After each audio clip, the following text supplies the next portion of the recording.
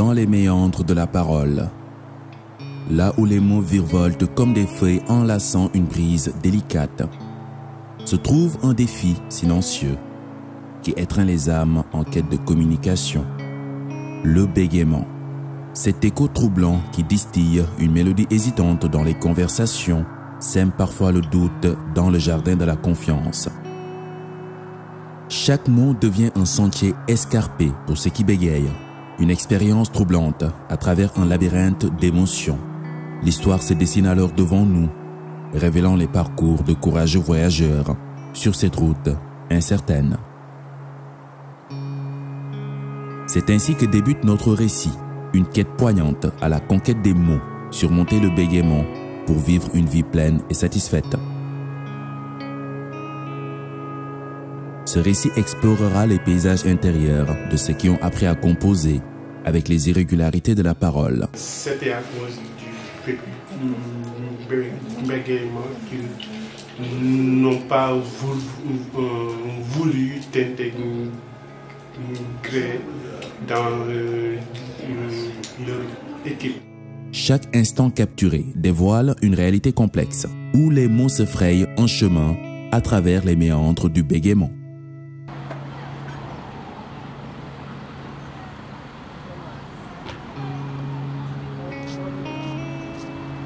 Mango tambali, je pense à étant 8 ans, genre la tambali égayé. Je pensais que chaque jour que ça va partir, mais malheureusement, damay màgg muy gën di màggale ak man. Parce que j'étais pas à l'aise et demande de donner savoir avec les gens aussi. Sophie, son visage rayonnant tel une étoile courageuse au firmament des bègues. Elle partage son périple, une épopée de combats et de victoires, où les tempêtes de honte et de frustration ont mué en arc-en-ciel d'acceptation et de résolution. Je me donne voir avec ñoom chaque jour dañ naan ma ni noppil mënoo voir genre yooyu daf ma poussé ba ma renfermer sur moi-même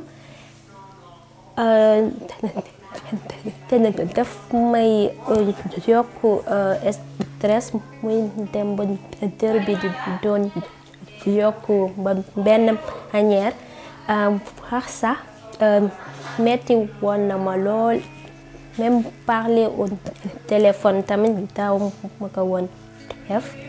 Sa voix, autrefois chancelante, résonne désormais puissamment, empreinte d'espoir, symphonie de résilience. Dama doon préféré nëbbatu di jooy, mais su ma sortir damay reetaan won leen ne ça va, mais sama biir ça n'allait pas. Je me sentais toujours en ridicule en fait.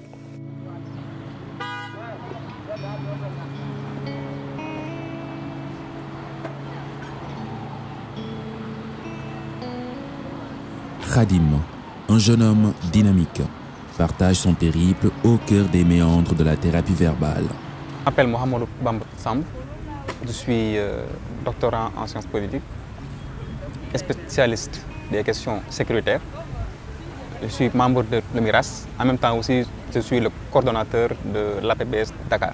Les mots, autrefois captifs, se sont libérés sous l'aile bienveillante de l'attention thérapeutique.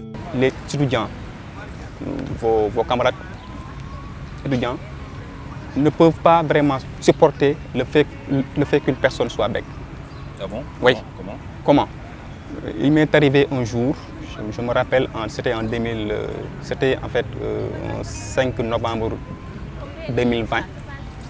Je devrais faire une présentation sur un sujet de séminaire portant exclusivement sur les relations internationales. Le sujet portait sur la théorie réaliste, si je ne me trompe pas. C'est une théorie que je maîtrise trop, que je maîtrise tellement. Mais lorsque le professeur me dit que c'est vous, M. Sam, qui devrez faire la présentation, je suis resté pendant 2 minutes sans pour autant sortir un mot. Wow. Ça m'a fait énormément de mal. Les étudiants étaient en train de rire en éclats. Les autres quand même me comprenaient parce qu'ils savaient préalablement que ce monsieur-là est DEC. Et je me rappelle aussi, il y avait une fille qui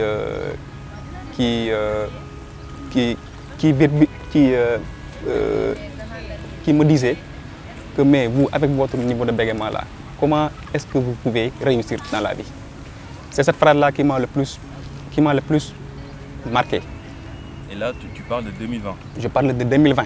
C'était en Master 2. Ça date pas de ça ne date pas de très longtemps. Une fille, peut-être qu'elle n'a pas compris, même peut-être qu'elle n'a pas le sens de la vie. Elle m'a hué devant tout le monde. Elle m'a hué devant tout le monde. Une étudiante. Une étudiante comme moi. Elle m'a hué devant tout le monde pour me dire que vous ne pouvez pas réussir dans les études. C'est ce qu'elle m'a dit. Donc cela m'a fait très mal, mais quand même j'ai pris en tout cas cette critique-là avec beaucoup de philosophie. À chaque mot prononcé, sa confiance s'élève, tel un oiseau prenant son envol pour la première fois. On ne nous secoue pas, on nous gronde dessus, on nous marginalise.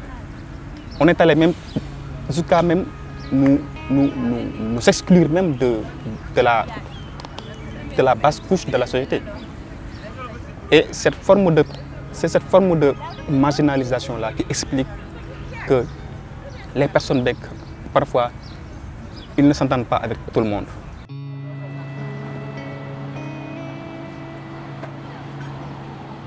Donnons la parole aux savants modernes du langage. Je suis Christian Nanga, orthophoniste, thérapeute, spécialiste de la rééducation des troubles de la communication.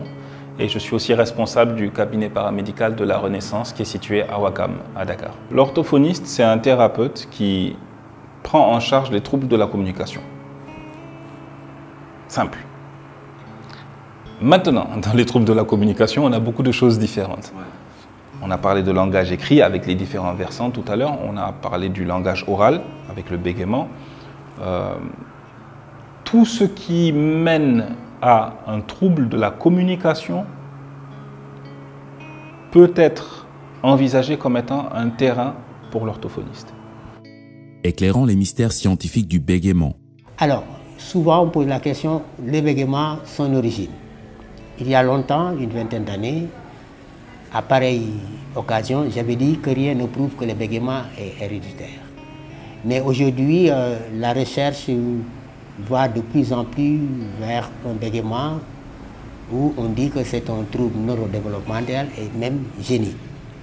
Et dans l'histoire du bec aussi, souvent il y a cette notion de problème de parole, de logopathie dans la branche familiale, soit côté père, côté mère.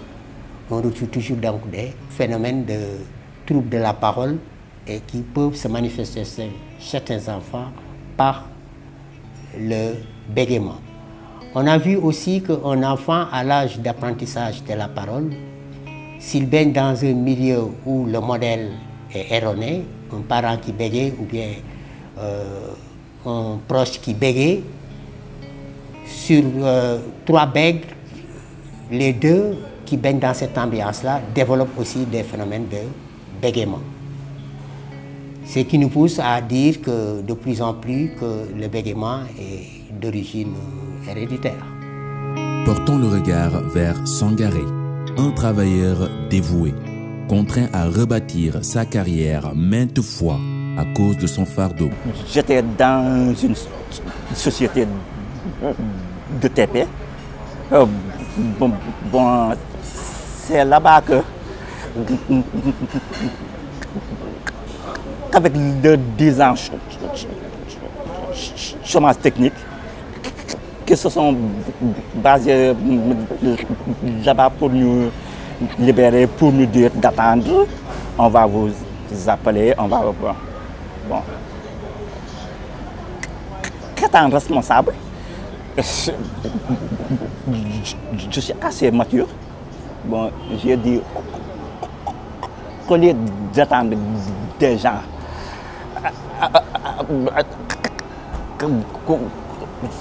je ne sais pas à quelle date, bon, je me suis efforcé.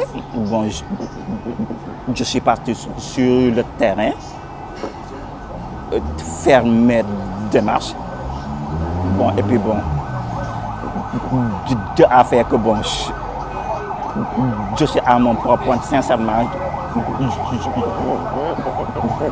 je m'en plains pas.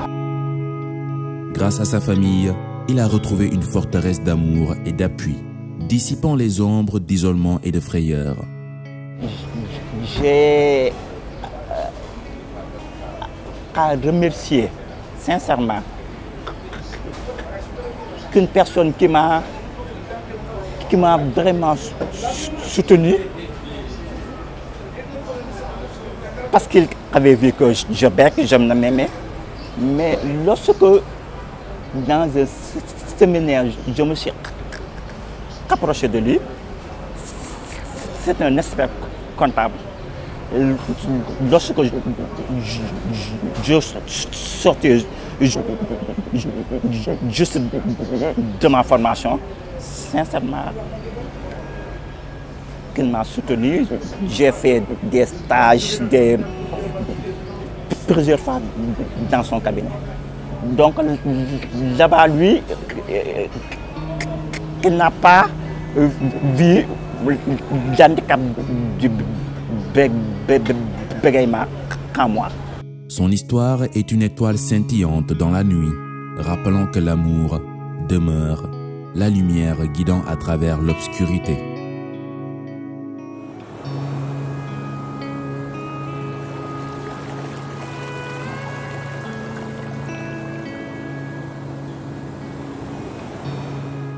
Dévoilant les empreintes profondes que le bégaiement peut laisser.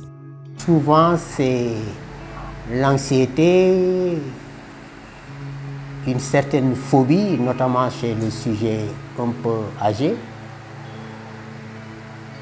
Le sujet a peur de la prise de parole, a peur des mots, et on dit dans notre littérature, c'est comme si les mots étaient des braises dans sa bouche, et moins il en dit, et mieux c'est pour lui. Donc il commence à devenir sur le plan psychologique très économe par rapport à sa parole. Il va à l'essentiel, c'est des réponses courtes, parce que simplement le sujet a carrément peur des mots.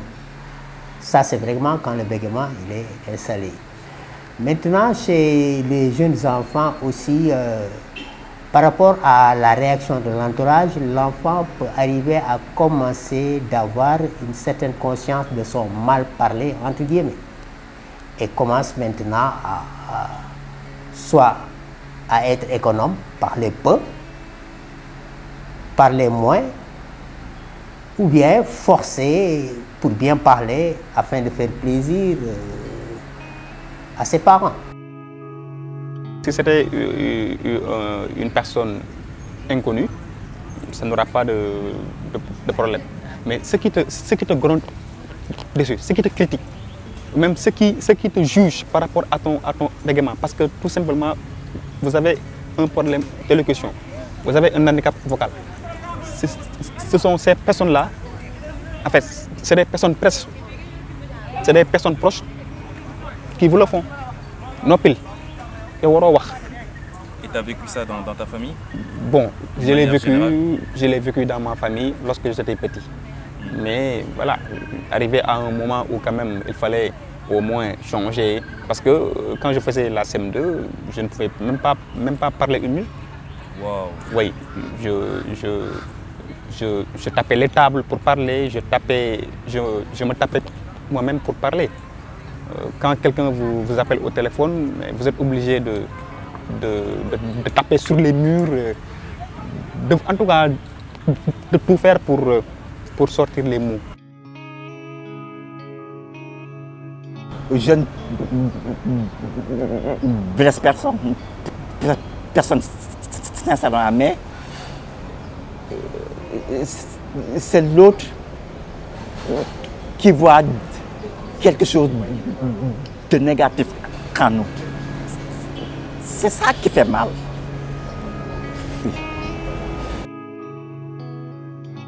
Soo demee boutique wala marché boo bëggee wax tu vois les gens te faire comme ça waa dañ koy tërdi may leen ko rek patienter genre yooyu wala des fois soxna si yow lañuy xaar de bu ñu fi fanaan loo genre yooyu et ça te minimise au fait chaque jour wala des fois ci ay taxi man nag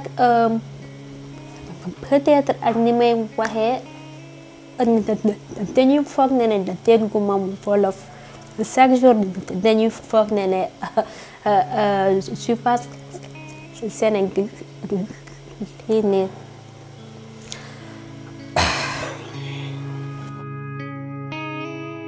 C'est normal qu'il soit blessé. Je vais utiliser le terme parce que pour moi c'est le terme juste, c'est une forme de harcèlement ça. C'est une forme de violence morale. Ça n'a pas lieu d'être. Cette personne ne mérite pas moins qu'une autre d'avoir la parole. Quand vous rencontrez une personne qui bégaye, vous n'avez pas besoin de le lui faire remarquer. Elle est née, elle le sait déjà, d'accord? Première chose. Quand vous discutez avec une personne qui bégaye, vous n'avez pas besoin de terminer ses phrases. Elle sait où elle va. Et quand vous discutez avec une personne qui bégaye, vous lui donnez le temps nécessaire pour s'exprimer. Parce que quand vous parlez, elle vous écoute jusqu'à la fin. On traite d'égal à égal. Ça, c'est la première chose. Et ce sont des vérités qui sont tellement évidentes qu'en fait, elles passent aux oubliettes. Dernière chose, quand vous rencontrez une personne qui bégaye, vous ne vous improvisez pas thérapeute. Et je sais que ça part d'un très bon sentiment souvent. Okay? Il faut qu'on comprenne bien. Le but, c'est pas de casser l'élan de positivité. Mais je pense que la positivité peut se manifester de plusieurs façons et de façon constructive. Quand vous rencontrez une personne qui bégaye, vous n'avez pas nécessairement de conseils à lui donner. Parce que vous n'êtes ni thérapeute, vous n'avez aucune idée de ce qu'elle vit au quotidien.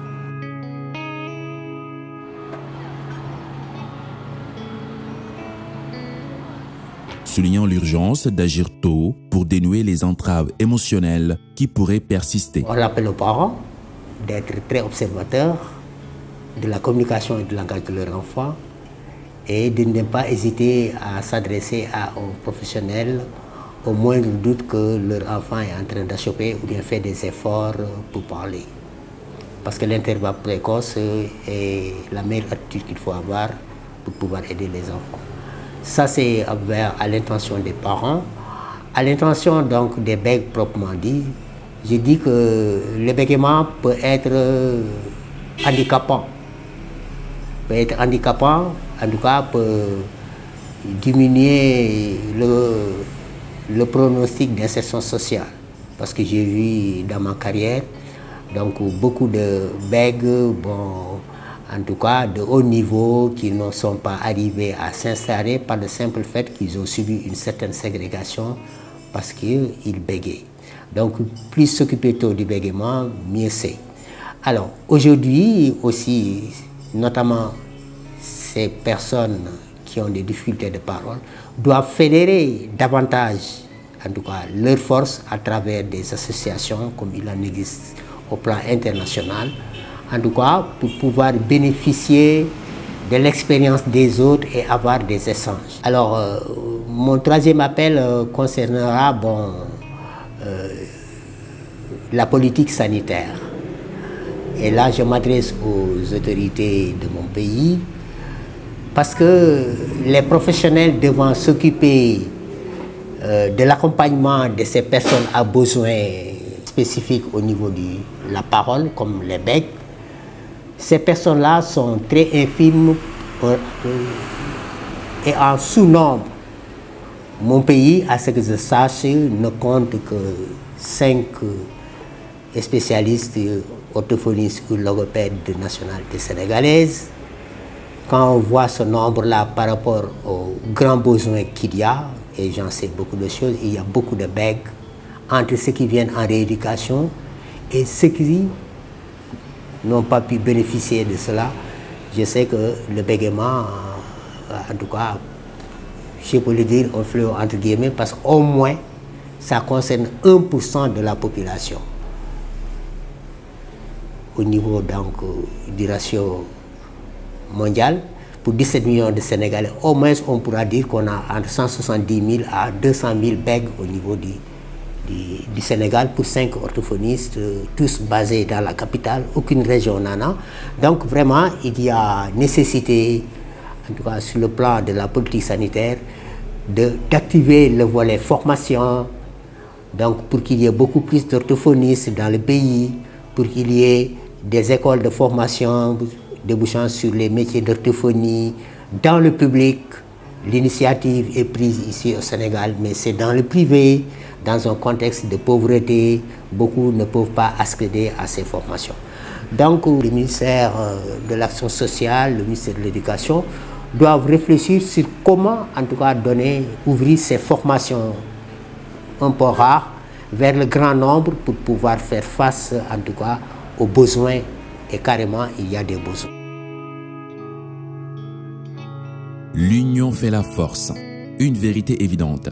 Les séances de self-help organisées régulièrement par l'Association pour la prise en charge du bégaiement au Sénégal brillent comme des étoiles dans un ciel nocturne. Donc, on est en train de ralentir, mais on n'est pas sur des séquences. Mais si maintenant on remonte en technique 3, on fait la même chose. En fait, on ralentit, mais en articulant. Donc, entre le 4 et le 3, c'est un peu similaire, mais vous verrez que si j'applique la technique 3, c'est vrai que j'ai ralenti, mais j'arrive à mieux me faire comprendre. Unissant leurs voix, ces bègues audacieux partagent outils et sagesse pour transcender leur combat. Bon, on a toujours aimé ça, et parfois aussi on jouait à faire les commentateurs sportifs. 4. C'est-à-dire que, comme à la télé, on commentait 2. les matchs auxquels on jouait, on utilisait les mêmes expressions que les commentateurs télé. 0. À travers chaque exercice et chaque mot partagé, ils tissent un réseau d'espoir, une trame d'entraide, phare éclairant les brumes. Je m'appelle Ibrahima Diarra, je suis le président de l'Association pour la prise en charge du bégaiement au Sénégal, APBS, qui a été créée donc en 2015 suite à la visite donc de APB France, l'association Parole Bégaiement, qui nous a accompagnés. Nous essayons donc de resserrer les liens de solidarité entre nos membres et pour favoriser donc des échanges. Également, nous essayons de nous aider mutuellement à travers des séances de self-help et autres. Et comment devenir membre de l'association?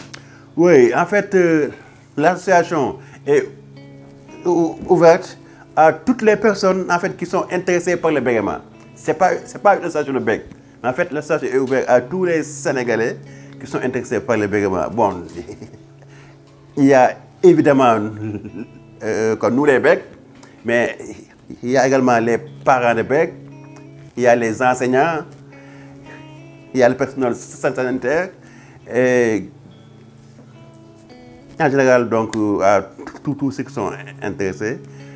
Et tout est gratuit pour le moment. Donc, nous lançons donc un appel aux personnes qui bégayent de venir adhérer, puisqu'il y a énormément de choses que l'association peut apporter donc, à ses membres, mais également nous lançons un appel donc, aux autorités et même aux partenaires techniques et financiers pour qu'ils puissent donc, accompagner l'APBS, l'association pour la prise en charge du bégaiement.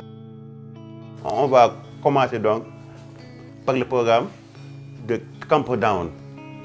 Donc nous tous, nous espérons que ça va nous être bénéfique. Et je ne sais pas, maintenant, s'il y a des questions par rapport à ça, on est ouvert donc pour partager. Cette quête nous rappelle que les mots, aussi capricieux soient-ils, peuvent être maîtrisés et tissés en une œuvre d'art vivante. Si dans la façon de parler de la personne, je la comprends, j'ai accès au sens de son message. Et si cette façon de parler ne lui fait pas de mal, ne la met pas dans une situation de souffrance ou de complexe, laissez-la comme elle est. Parce que finalement, ce que vous avez relevé, et qu'il n'y a peut-être que vous que ça gêne en fait, ben elle, ça fait peut-être sa force et ça fait peut-être le fait qu'elle est unique. À travers chaque scène, chaque témoignage à la conquête des mots, se dessine un tableau éloquent de courage, de persévérance et de triomphe. Cela ne t'empêche pas d'avancer, cela ne t'empêche pas aussi de réussir ta vie si tu as de l'ambition. Parce que nous avons ici pas mal de présidents BEG. Nous voyons de jour en jour d'autorités BEG. Pourquoi pas toi au fait? Ce que bëggee rek di nga ko def inchallah. Les parents dañuy éviter di jërëm seen doom yi bu ñuy bëggee parce que ça leur rend différent des autres. Moi j'ai eu l'expérience et dafa dem ba mu ma won ne ma ne que j'étais différente des autres ndax yërmande bi ñu ma doon won et ça me faisait mal mais waxuma leen ko woon dañ leen di yokk jom won leen ne que mën nañ ko def yóbbu leen ci spécialiste tamit très tôt vu que c'est pas une maladie dañu ragal a wax rek wala tamit c'est de stress. Oui, j'ai un message très fort à lancer à mes amis, à mes camarades BEG, pour leur dire, sortez de votre zone de confort, allez affronter la réalité, débusquez-vous, ressortez ce qui est en vous, parce qu'une maladie, ça se soigne, mais le bégaiement, effectivement, n'est pas une fatalité, ce n'est pas également une fin en soi, on peut le soigner par des techniques. Donc sortez de votre zone de confort, allez affronter la réalité, dites-vous que je peux le faire et je dois le faire. Le handicap ou même le bégaiement ne peut nullement empêcher à une personne de réussir sa vie. On peut véritablement se lancer dans le monde du travail, on peut obtenir tout dans la vie. Mais tant qu'on continue à rester ses choix, en se disant que moi, mon niveau de bégaiement là ne me permet pas vraiment de faire certains jobs, cela va vous handicaper négativement. Mais également aussi de faire beaucoup d'exercices. Parce que seuls les exercices pratiques, les exercices techniques vont vous permettre véritablement de pouvoir comprendre les véritables réalités du bégaiement. Parce qu'une personne bègue qui ne discute pas, qui ne parle pas, qui ne veut pas vraiment avoir des contacts avec les personnes expérimentées, les personnes orthophonistes pour l'aider, à se faire soigner aussi, ça n'aurait pas de sens. Donc, je leur dis que c'est possible. Car Victor Hugo disait dans les Contemplations, l'expérience est la plus grande des forces si le désespoir n'existe pas.